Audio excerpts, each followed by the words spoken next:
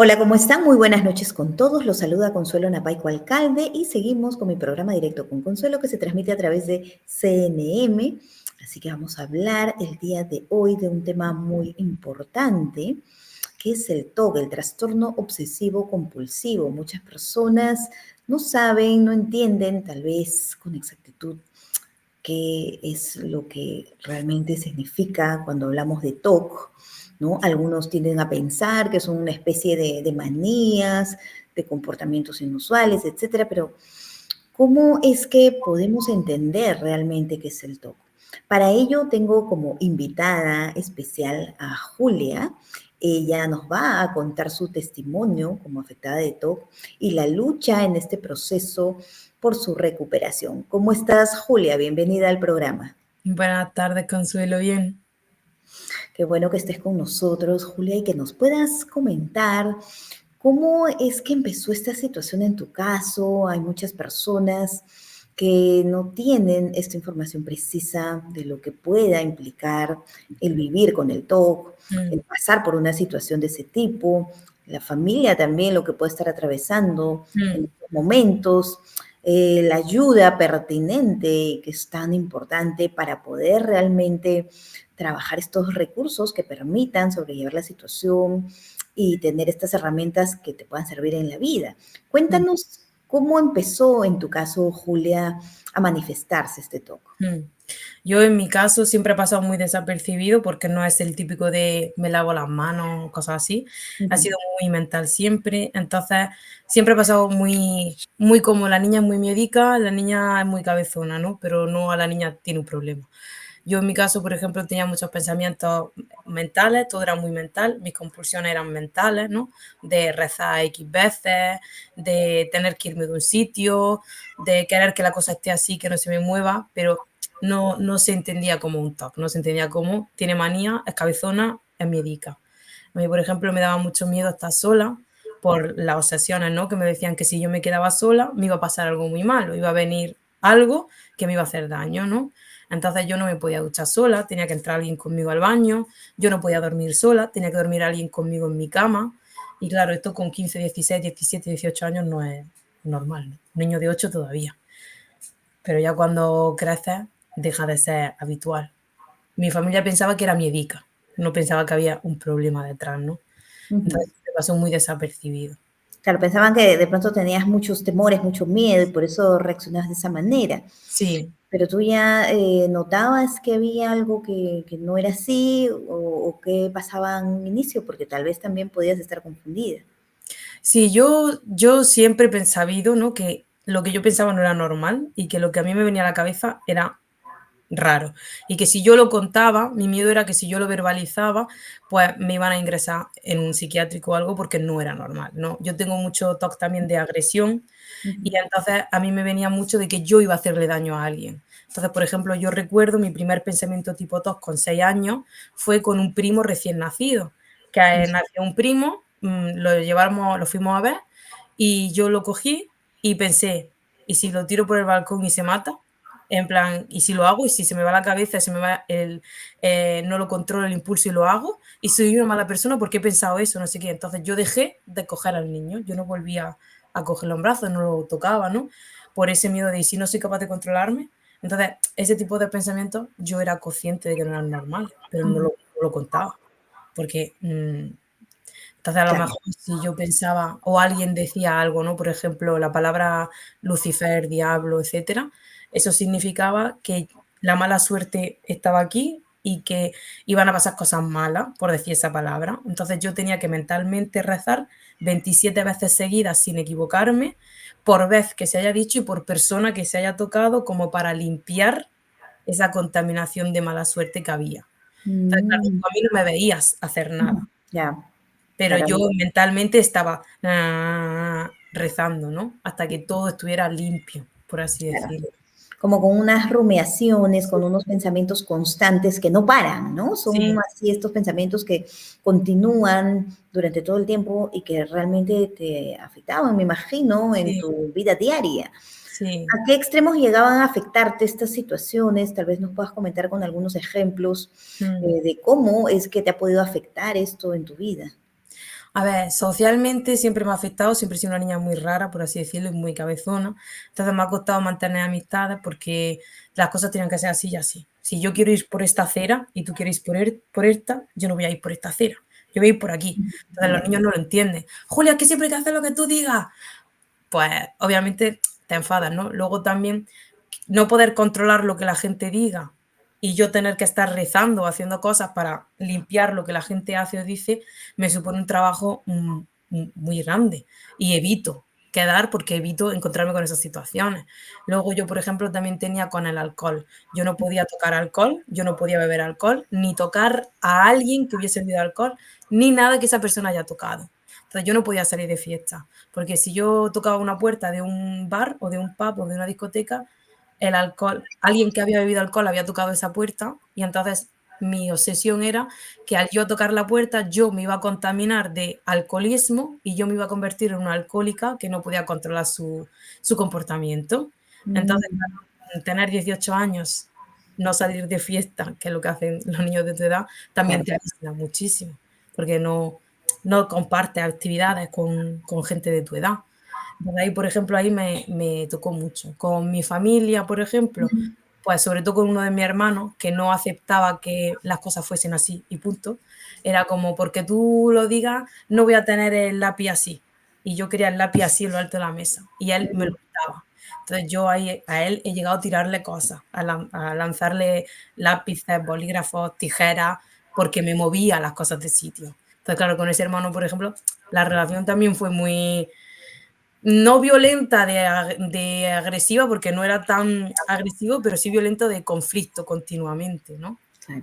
Y es que tal vez, me imagino, en el transcurso de tu vida has escuchado comentarios como que es un capricho, ¿no? O tal vez es que no te sentías tan bien entendida. Por ejemplo, has comentado el caso de tu hermano, ¿no? Que en su momento seguramente él podría haber pensado, ¿no? Que por qué tenías que ser como tú querías, ¿no? Claro, Y por qué no, o no entendías como él te explicaba. Tal vez él sentía que no le estabas comprendiendo y que era más que todo una especie de capricho tuyo, ¿no? De que tenías que hacerlo como tú querías, pero sin un motivo alguno. claro. Entonces, esas situaciones, me imagino, ya has hablado del tema social, tus maestros, cómo lo pasabas también en el entorno del colegio. Mm. Tus padres también, porque has comentado en la familia, el que también, me imagino, era difícil la situación.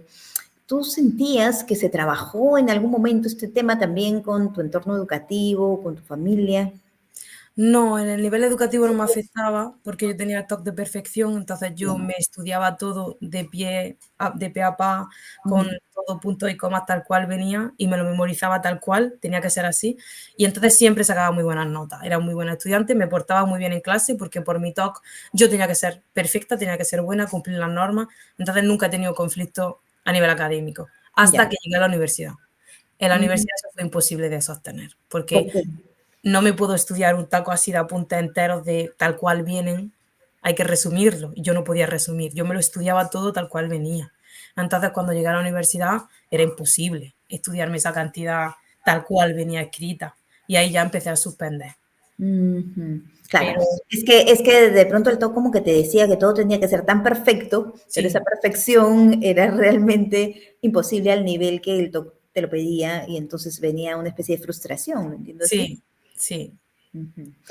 Y totalmente. en esa situación, ¿qué pasaba? Cuando ya empezaba la frustración, ¿era como que preferías abandonarlo todo y ya como que en pocas palabras rendirte?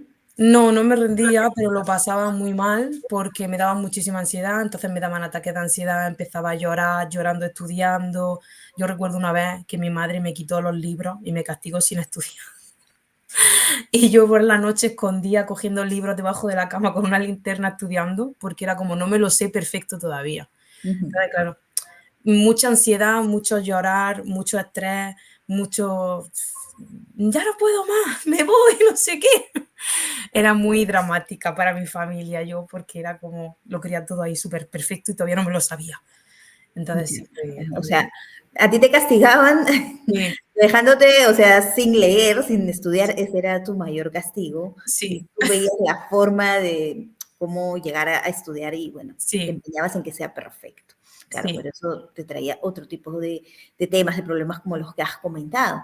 Ahora, ¿cuándo es que ya empezó este tema? Me dices ya de que te dabas cuenta de que necesitabas esta Mm. ayuda oportuna. ¿Cómo fue esa lucha por la búsqueda en cuanto a tener ya este tratamiento idóneo? Mm. Realmente no fui yo la que pidió ayuda. Yo Ujú, cuando me fui a estudiar a la universidad me fui de mi pueblo, porque aquí no hay universidad, y me fui a vivir a otra ciudad y tenía una pareja.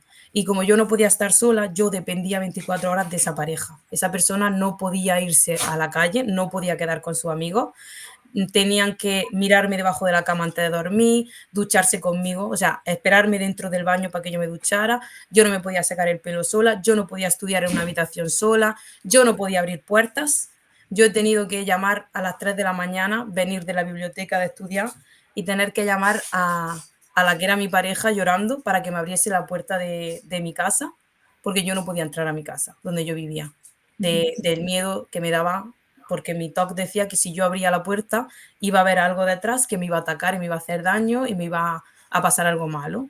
Entonces yo no era capaz de abrir la puerta. Y claro, eso ya era insostenible. Esa persona no tenía vida. Y ya ujú. él llamó a mi madre y le dijo, tu hija necesita ayuda, ¿no? Y ya fue cuando me llevaron a una psicóloga por primera vez y me diagnosticaron, tienes algo de TOC, como si se pudiera tener algo de TOC. Ujú. Y no le hice mucho caso. Estuve unos meses en terapia, pero dejé y abandoné. Y eso lo que hizo fue que todo empeorara. Entonces, al año y medio de eso, yo ya, ahí ya explotó totalmente todo. Ahí ya me dio depresión severa, me dio despersonalización, desirrealización, dejé de ir a clases, me pasaba el día durmiendo, empecé a tener pseudo alucinaciones de la ansiedad que tenía, ya Ujú. empecé a creerme cosas que no existían o a creer que veía cosas, no las veía nítidamente, ¿no? Pero sí que creía, como que creo que ha pasado algo, ¿no? Y ya tenía tal nivel de miedo, pero miedo atroz, o sea, me daba miedo vivir, ya no podía más, y de la ansiedad del TOC y de la depresión que tenía de no poder ser funcional, no poder estudiar, había suspendido todo, familiarmente también habíamos tenido problemas que me habían afectado mucho, ¿no? Entonces, mm, ya estaba tan mal, ya me dolía tanto vivir que decidí acabar con todo y decidí que iba a quitarme de en medio. Y entonces empecé a contar pastillas porque para ver si podía, ¿no? Y yo estudiaba farmacia en la universidad. Entonces yo hice las cuentas, porque en la universidad había aprendido a calcular las dosis tóxicas, ¿no? Para saber si te vas a morir o no. Entonces yo hice las cuentas y vi que con las pastillas que tenía no eran suficientes. Y dije, bueno, pues me espero, porque si no me van a tener vigilada y no lo voy a poder volver a intentar. Y me paré, no lo hice, ¿no?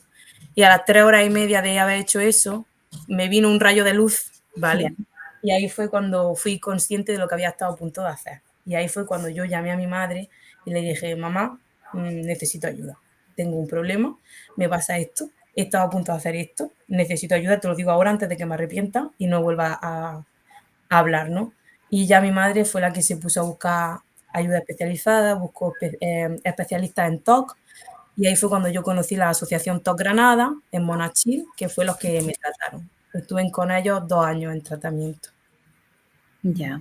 ¿Cómo fue ese proceso, Julia? Al inicio, bueno, tú ya al decirle a tu madre tenías esa intención de querer recuperarte, ¿no? Mm. De querer tratar el tema, de mejorar. Y al inicio, ¿cómo fue cuando llegaste de pronto a la Asociación Tu Granada? Algo que de repente recuerdes que para ti haya sido resaltante. Mm. Yo la verdad que cuando empecé la terapia no tenía ninguna esperanza, ninguna expectativa. Iba más bien por ir, por demostrarle a mi familia que, uy, perdón, por demostrarle a mi familia que no tenía solución, por así decirlo, ¿no? Y porque yo tenía la depresión muy, muy, muy, muy, muy Ujú, grande. Entonces era como no tengo solución. Y con la psicóloga empezamos a trabajar primero la depresión. Antes de entrar con el TOC, tuvimos que empezar con la depresión. Y cuando yo ya empecé a estar mejor de la depresión, fue cuando empezamos a tratar el TOC. ujú, Y ya con ella, pues la verdad que fue súper bien. También me ayudó muchísimo el que había un grupo de gente con TOC. Descubrí por primera vez que había más gente como yo, que yo no era la única, que no estaba sola. Podía verbalizar lo que a mí me pasaba sin sentirme loca, ¿no? Sin sentirme incomprendida. Y la verdad que la terapia de exposición, que es la que se hace, ¿no? Es muy dolorosa, cuesta muchísimo hacerla porque es básicamente coger lo que más miedo te da y enfrentarte a ello. Es como si yo te digo, si tocas este ordenador, se va a morir tu madre, ¿no? Yo, para que eso no ocurra, rezo. Entonces, Ya, ¿qué tenías que hacer? Tocar el ordenador sin rezar y ya, dejar que tu madre muriese. Entonces, ¿qué pasa? Que ves que eso no ocurre y lo vuelves a hacer y tampoco ocurre, lo vuelves a hacer y tampoco ocurre. Entonces, con el paso del tiempo, cada vez te va dando menos ansiedad y hasta que el punto de que ya no te dan nada de ansiedad. Entonces, haces una lista de lo que es menos a lo que es más, te vas enfrentando a esas cosas hasta que ya lo que antes te daba más, si antes me daba un 10, ahora me da un 5, ¿no? Y la verdad que es un proceso difícil porque enfrentarse a lo que más miedo te da y ponerte delante de ello, cuesta. claro, definitivamente.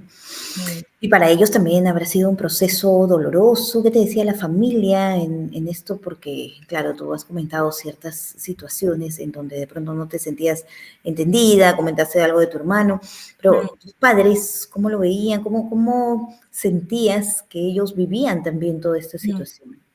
A ver, nunca me lo han verbalizado, pero yo supongo que ellos lo han pasado muy mal, porque escuchar que tu hija quiere quitarse de en medio y que no puede más y que tal, tiene que ser muy difícil para un padre. No soy madre, no lo sé, pero deduzco que tiene que ser muy difícil, ¿no? Eh, pero la verdad que ellos desde el minuto uno se informaron muchísimo y fueron a la asociación, a los talleres de padres, leyeron libros, vieron documentales, todo. Fueron conmigo, a mi psicóloga, todo lo que podían hacer lo hicieron. Entonces yo por parte de mi familia siempre he sentido mucha comprensión y mucho apoyo porque siempre han estado ahí intentando ayudar lo máximo posible y yo he tenido suerte de que mi familia ha sido comprensible y ha sabido actuar, ¿no?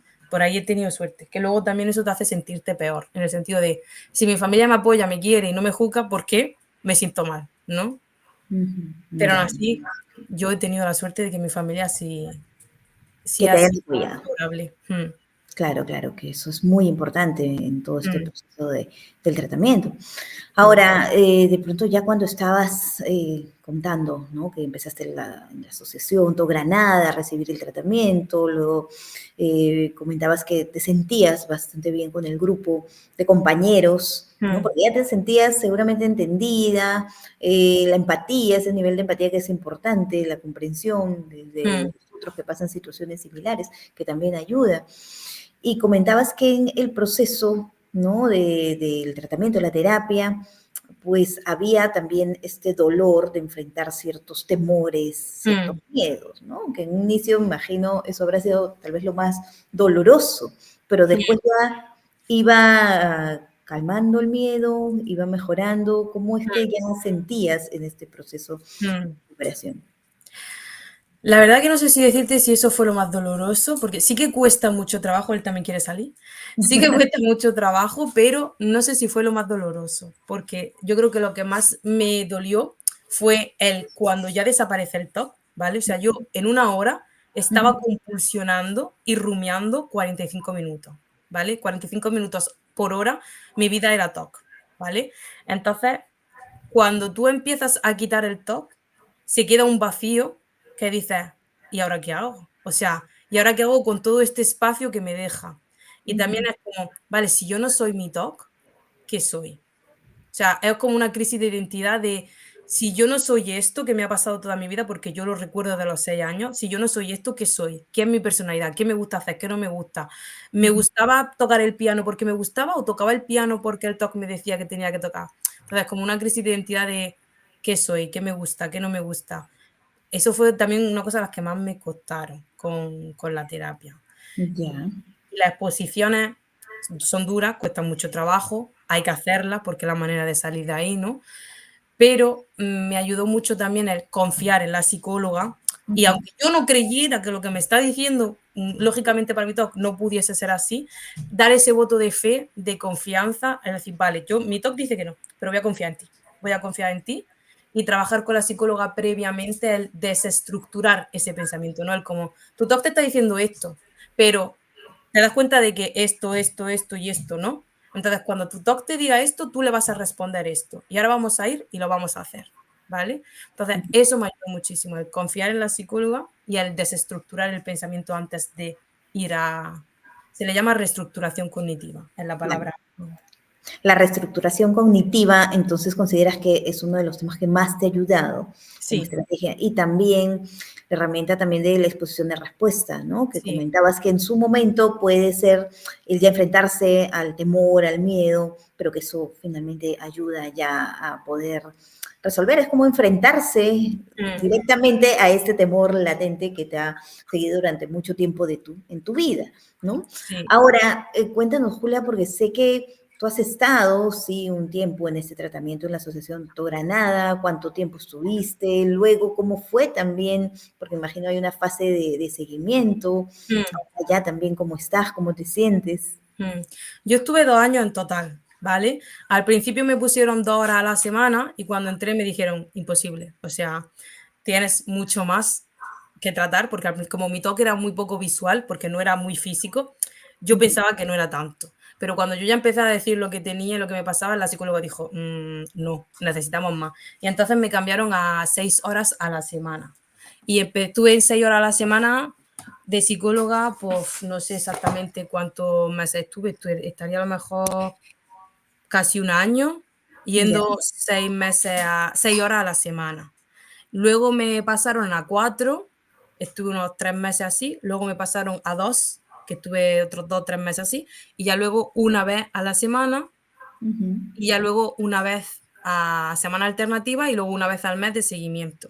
Ujú. Ya luego lo terminamos. Ya solo en el caso puntual de que yo necesite una ayuda puntual porque algo, ¿no? Que haya algún evento como el coronavirus, que me dio una recaída.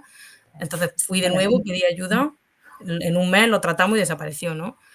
Y la verdad que fue un cambio muy grande en mi vida porque yo pasé de no ser capaz de vivir sola, es decir, tenían que dormir conmigo en mi cama, porque yo no podía dormir en mi cama sola, ni podía abrir puertas, ni podía ducharme sola, o sea, siempre tiene que haber alguien conmigo.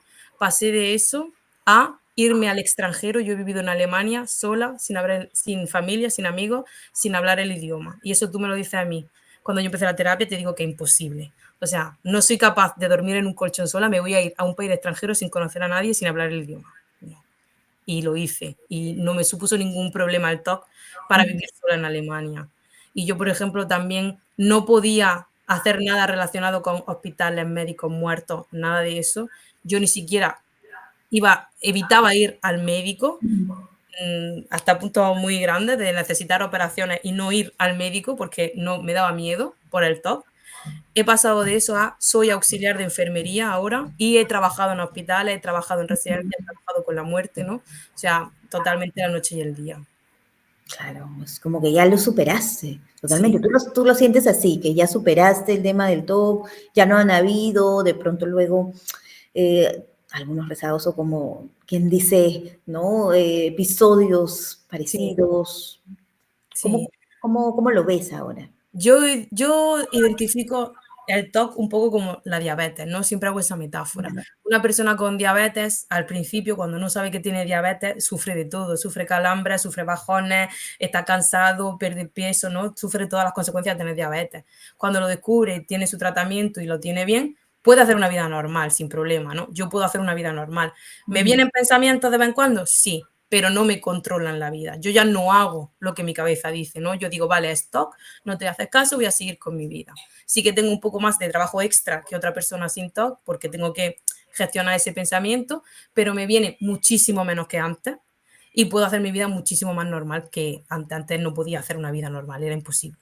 Y Ujú. luego también la gente con diabetes a veces tiene subidas y bajones de azúcar, ¿no? Que te da un pico. Con el TOC me pasa igual. A lo mejor puntualmente una vez cada mes y medio me da un bajón o una crisis, vamos a decirle, ¿no?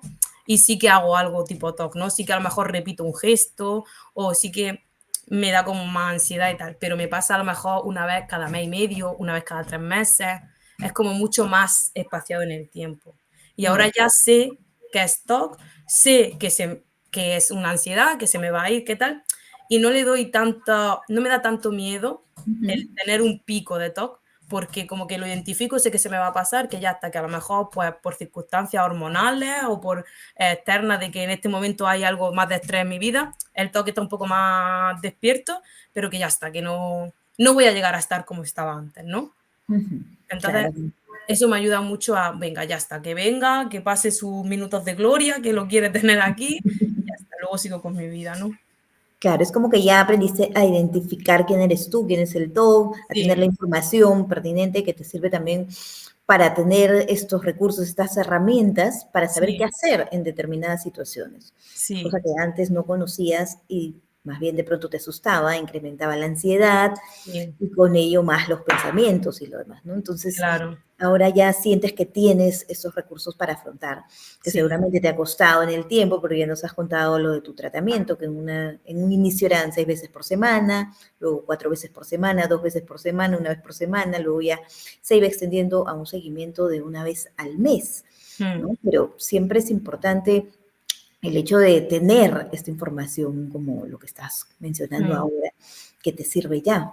E mm, incluso ahora que estás comentándonos a todos abiertamente, también es un recurso para ti el hecho de que puedas expresar, porque esto ayuda también a otros mm, jóvenes que puedan estar pasando una situación de este tipo y que no saben qué pasa. Y hay mm, mucho desconocimiento todavía frente al tema del TOC. Algunas personas piensan que son manías. Hay hasta películas, sí, ¿no? En donde a veces incluso se burlan del tema, ¿no? Lo ven como hasta cómico, gracioso, y no es así. No mm, saben lo que puede estar sufriendo y viviendo la persona y todo lo que puede llevar, como has comentado en tu caso, que habían situaciones en donde querías quitarte la vida y que sí, hacías cosas ya para quitarte la vida, sí. ¿no? ¿Qué podrías decir frente a ello, Julia? ¿A otra gente con TOC? Sí, a las personas que de pronto ven esta situación como, bueno, manías, como temas Vale, de, bueno, es algo simple, es algo que se va a ir en el mm, tiempo, es algo sí, cómico, gracioso, cosa que no es. vale.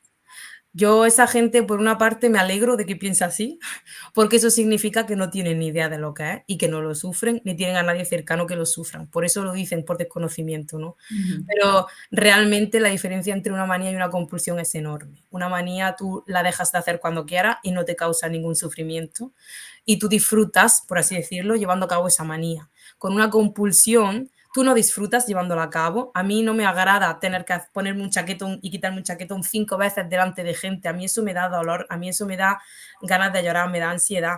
A mí no me da placer hacerlo, ¿no? Pero mi TOC me dice que tengo que hacerlo y yo no soy capaz de dejar de hacerlo.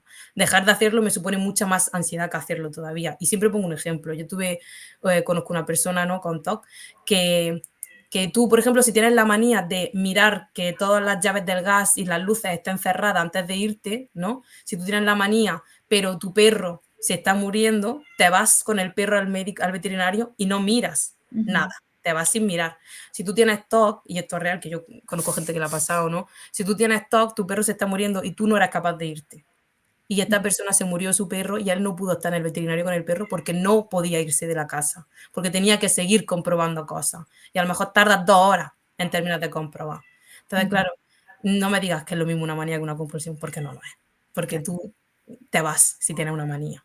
ujú. Claro, y el sufrimiento y lo que vive la persona es realmente doloroso, ¿no? Mm, Porque duele estar en esta situación de las compulsiones y son situaciones que muchas veces no lo ven los demás, ¿no? Estas mm, compulsiones mentales que están en la mente de la persona sí, y que no paran, que siguen, que son frecuentes y que sí, incluso en algunos casos mientras duermen también, ¿no? sí, O que sí, no pueden dormir porque están todo el tiempo pensando y compulsionando, ¿no? sí, Entonces hay que pensar cómo una persona que no duerme por estar todo el tiempo pensando, ¿cómo puede estar ese ser eso, humano? eso me pasaba a mí, ¿no? Yo tenía de 2 o 3 pesadillas por noche, todas las noches. Yo recuerdo con 15 años llorar por no querer irme a dormir. Y claro, no duermes, no descansas y eso alimenta el TOC más. Más ansioso te da, más ansiedad te da, peor te pones. Y al final una pescadilla que se muerde la cola. O sea, yo había veces que gritaba ya, que decía, por favor, dile que se calle, refiriéndose a la cabeza, ¿no? En plan, ya era pensamientos fum, fum, fum, fum, por todos lados, todo incontrolable, que yo decía, ya no puedo más, o sea, es que no puedo más, no puedo más, no soporto mi cabeza. No tiene nada que ver con una manía. Claro, definitivamente que no tiene nada que ver, es una situación dolorosa, hay sufrimiento de por medio, hay en muchos casos esta situación de querer quitarse la vida, no Mm, una ni dos veces, sino hay muchas situaciones que se presenta en la persona en donde no sabe cómo reaccionar y piensan que lo mejor puede ser quitarse la claro, vida, cosa que no lo es, obviamente, exacto. pero es ese nivel de sufrimiento en donde muchas veces no se sienten entendidos, ¿no? Mm, Y por eso es importante visibilizar el tema, el que las autoridades también vean lo importante que es la salud mental, ¿no? mm, No solamente lo que ven, a veces se habla de enfermedades físicas, como por ejemplo el cáncer, entre otras, mm, y ahí es cuando recién le prestan la importancia cuando hay otro tipo de enfermedades, como las enfermedades mentales, que mm, son aún más dolorosas porque no se ven y son menos claro, entendidas, entendibles. Entonces, estas enfermedades mentales merecen también que se le presten atención mm, y ayuda oportuna. Un mm, mensaje final que quisieras decir, Julia, a todos los que están escuchando en este momento el programa el día de hoy. mm. Yo voy a aprovechar con el hilo de lo que has dicho, ¿no? De que muchas veces no es que queramos irnos del mundo, ¿no? Es que no encontramos otra solución porque ni siquiera sabemos que hay un tratamiento. Yo no lo sabía, yo no sabía qué me pasaba, ¿no? Entonces yo, para esa gente que a lo mejor ve el vídeo y dice, hostia, pues a lo mejor yo lo que tengo es TOC, o anda, pues si ella ha podido, yo también puedo, ¿no? Yo no soy especial ni mejor que nadie, yo soy una persona normal y corriente, y yo también pensaba que yo no tenía solución. Yo estaba segura de que yo no tenía solución. Yo pensaba que la terapia no me iba a servir y Ujú. fui solo por callar a mis padres, por así decirlo, ¿no? Entonces yo a toda esa gente que se pueda sentir identificada, que de verdad que lo intente, que busque especialistas de verdad formados para TOC, que no todo psicólogo vale para tratar el TOC, tiene que estar formado especialmente, Ok, y sí. que tenga fe en el proceso y constancia, porque al final se sale y te alegras de seguir aquí. Porque yo jamás en la vida hubiese imaginado que viviría en Alemania sola, que trabajaría en un hospital en Alemania, y lo he hecho. Y yo no soy especial a nadie. O sea, yo lo he hecho y cualquiera puede hacerlo también. Qué bueno, Julia, felicitaciones. Y Mm, eres un ejemplo de resiliencia, de esa fuerza, de voluntad también, y de constancia, de perseverancia, y como dices, se puede. Hay mm, que ver las formas, algo que también es resaltante, recibiste el tratamiento de la Asociación To sí. Granada, ¿no? En donde hay especialistas para el Mm, tema, que eso también es muy importante, tener la especialidad en poder saber cómo trabajar este trastorno obsesivo compulsivo, ¿no? Porque no es suficiente ser psicólogos o psicólogos clínicos, sino tener esta especialidad que permita ayudar realmente a la persona mm. como debe ser. Muchísimas gracias, Julia, por Bien, tu gran aporte en el programa el día de hoy y que sigas con todos estos éxitos que te vienen en la vida. muchas Gracias. gracias. Chao. Gracias, Julia, por estar con nosotros, por compartir y gracias también a todos quienes han escuchado el programa el día de hoy. Como saben, es importante que podamos también tener en cuenta este tipo de enfermedades mentales, aquello que no se ve, que no es visible, pues también pueda estar pasando por alguna situación dolorosa, de sufrimiento, que amerite el tratamiento oportuno, adecuado, en su debido momento, trabajar siempre desde un enfoque de prevención y estar siempre atentos a todo lo que pueda pasar, la comunicación, que es importante, saber pedir ayuda, ver los especialistas adecuados y siempre, como les comentaba, este enfoque del programa es tratar de dar la información pertinente con la finalidad de podernos ayudar más. Muchísimas gracias nuevamente. Nos vemos en un siguiente programa.